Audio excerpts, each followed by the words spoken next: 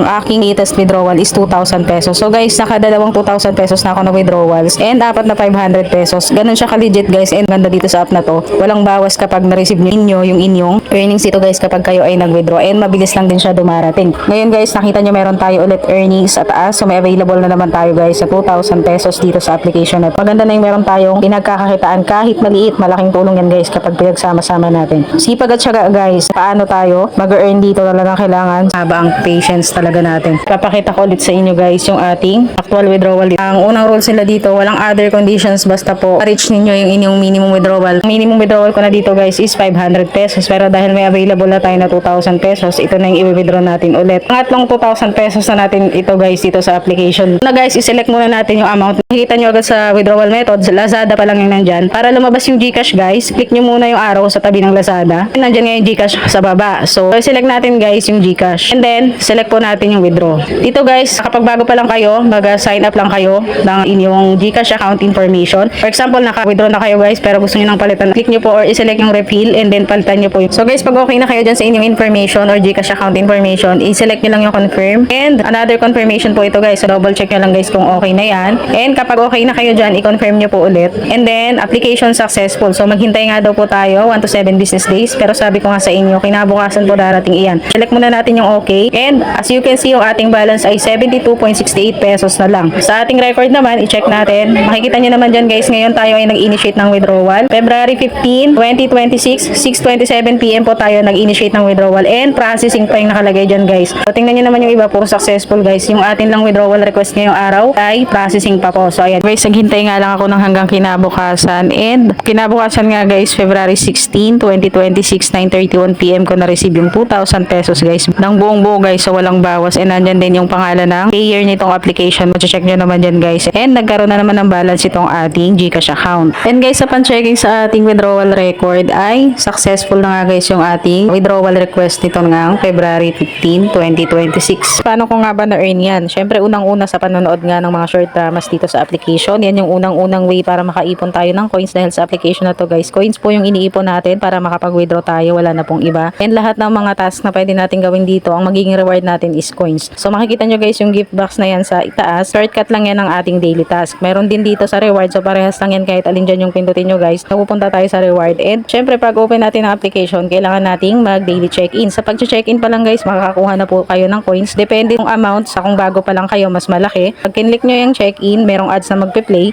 Tapusin nyo lang guys hanggang makuha natin yung reward na coins dito sa ating pag-check-in. Merong daily task dito guys. So ito nga kapag nag-watch tayo ng 5 ads, makakakuha tayo ng 100 coins or plus 100 coins. Dito guys, kung kaya nyong mag-invite, mas mainam kasi po mas malaki yung mga coins na binibigay talaga sa pag-invite. Although, optional siya kasi wala namang conditions. So kung gusto nyong manood-nood lang kayo, eventually may earn nyo po yung amount na ma-withdraw nyo dito. Ma-withdraw siya kahit hindi po kayo mag-invite. Pero syempre, mas mabilis, mas maganda kung makapag-invite kayo. Kapag kayo ay gumawa ng mga task, yung mga interactive task na yan, plus 80 coins. Yung mga games, plus 80 coins. And yung gift box na yan.